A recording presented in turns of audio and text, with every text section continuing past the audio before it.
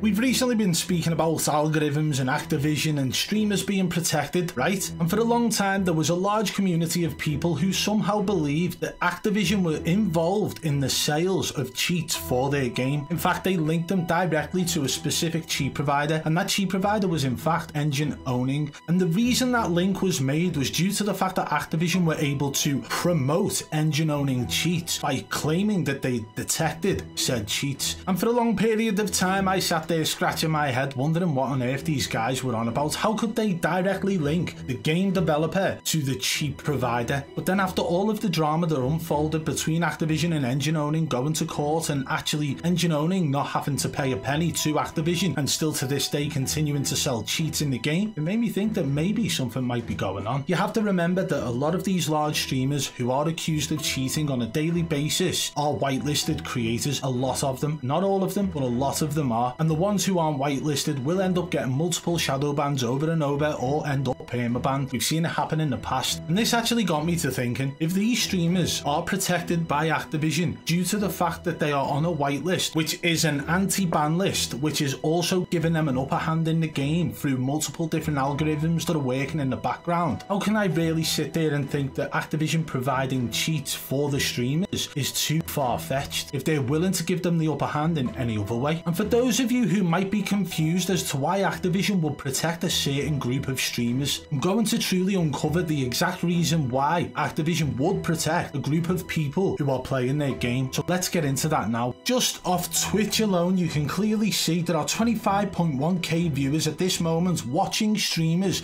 who are playing Call of Duty Warzone. We click on that and we come over and see a list of all of them. So viewers high to low, you've got Mutex, Hisoka, FIFA Kill, Saxy, Stody, Unrational, right? TP's up there, Cammy, and all of these other guys, right? Now obviously this is not a peak time at the moment. You've even got Juki's in there, Magnificent, and we are naming people who you would mainly see who are invited to the likes of, I don't know, the World Series of Warzone, or people who have been invited in the past to the Boom TV large money tournaments. But take a look, there are 25,000 people watching at the moment.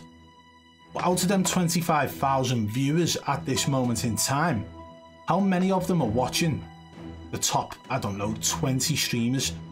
Probably about 50%. So you may ask why these streamers are in fact protected. Why on earth would they get the upper hand? Why would Activision provide them or allow them to cheat in the game? It's very simple. These guys have literally been the sales point of Call of Duty titles for literally the last 3 years, at least for Warzone anyway, which has then caused these guys to believe they are better than anyone, almost giving them this god complex, allowing them to believe that they can say and do as they please, causing them to be invited to multiple tournaments where they can earn millions of dollars every year if they win, and also getting sponsorship deals from all over the place because Activision has allowed them to be in this position. And you might think I'm wrong. Why on earth would Activision use streamers as a marketing platform? Why would they use streamers as a sales pitch? It's very obvious actually. The way Activision have done things in the past is very much similar, and I'm going to say that because I believe they've always tried to use a celebrity status to promote their game. And if you don't believe me, take a look at this tweet now. This tweet was from Kim Kardashian. Yes, that's right, Kim Kardashian from the Kardashians TV show,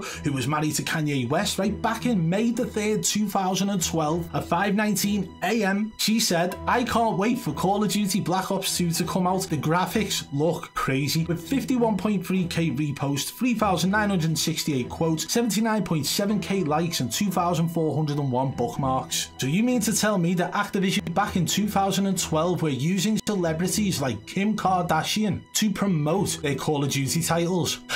Colour me shocked. At the end of the day, this is a very good sales pitch. It's a very good marketing campaign because what they do, they realise influencers like Kim Kardashian have an extremely large following, and what this will do is cause their following to think, oh, Kim Kardashian plays Black Ops 2, so I'm gonna go and buy that game as well. Me and Kim Kardashian are basically two peas in a pod. Now this is the exact same marketing technique that is being used with large streamers. These streamers have been given that platform by Activision by being allowed allowed on the whitelist, allowing them to do as they please, using cheats if they want, using a cheating device as well if they want to, causing them to look better at the game. But one thing's for sure, if the likes of your average Joe or your Z-laner go and buy a skin from the store and they're running around getting multiple kills, 30, 40 plus kills with that gun, with that blueprint, then what's the next step? You have all of their viewers who are currently watching their stream thinking, that gun is meta, that gun is OP, I'm gonna go and buy that gun from the store. So what they are doing now, Activision, are not using these streamers to sell the specific game, although they are slightly, but they are more so using those streamers as a platform to advertise blueprints, skins, and everything else that is in the store, but also pushing the narrative that if you play the game for the length of time your favorite streamer does, you too can be this good. And we all know the reality behind it. You can never be that good at the game if somebody is running cheats. You can never be that epic at the game if the algorithm that Activision has put in play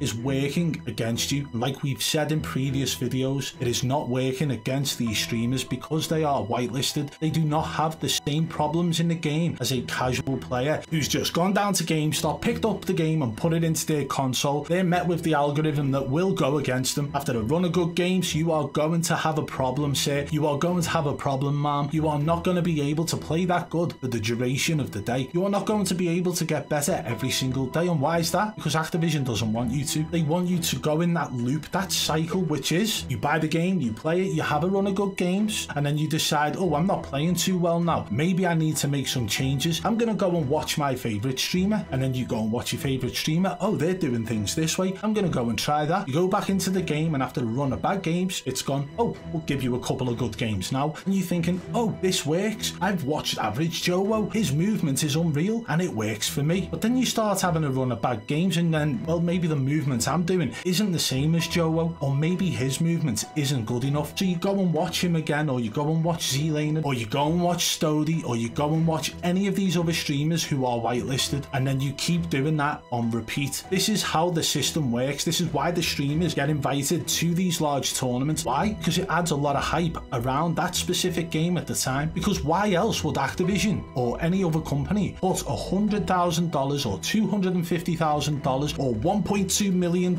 on the line if it wasn't for advertisement purposes? What else has the company got to gain from putting that money on the line to allow certain streamers to compete for it? Let that sink in. The streamers are the salespeople for the game. Maybe they know it, maybe they don't, but that's exactly who they are. They're the front desk. They're the people you see when you first go in, and they're the ones selling the game to you. If you can play this well, if you can play for this long, you can be as good as me. It's that simple, and Activision knows exactly what they're doing. And this is why I believe that maybe, just maybe, there might be some truth behind Activision knowing about engine owning cheats. This is why I believe there might be some truth behind Activision allowing certain streamers to cheat. And this is why I believe definitely there is a whitelist, but I believe there's so much more to that whitelist than we truly understand at this time, and we're going to try our best to uncover it. If you did enjoy the video, guys, smash that thumbs up. If you're new to the channel, subscribe and turn on notifications so you don't miss our future uploads. And if you want to contact me with any further information regarding the Activision algorithm, or whether you've got proof or a video of somebody you believe is cheating, send it over to me over on Twitter at BadBoy Beaman. And one last thing before we go. As you guys are aware, I am partnered with Supreme CBD, who offer products such as this CBD oil, and honestly, these work a treat. Just before you go to bed, you get a couple of drops in this, put it under your tongue, very simple to do, and within a couple of minutes you'll feel more relaxed. Time to go to bed, get your head down, and you will have a brilliant night's sleep. If you want to check it out for yourself, hit the link in the description below and make sure you use code BBB40 at checkout. Thank you.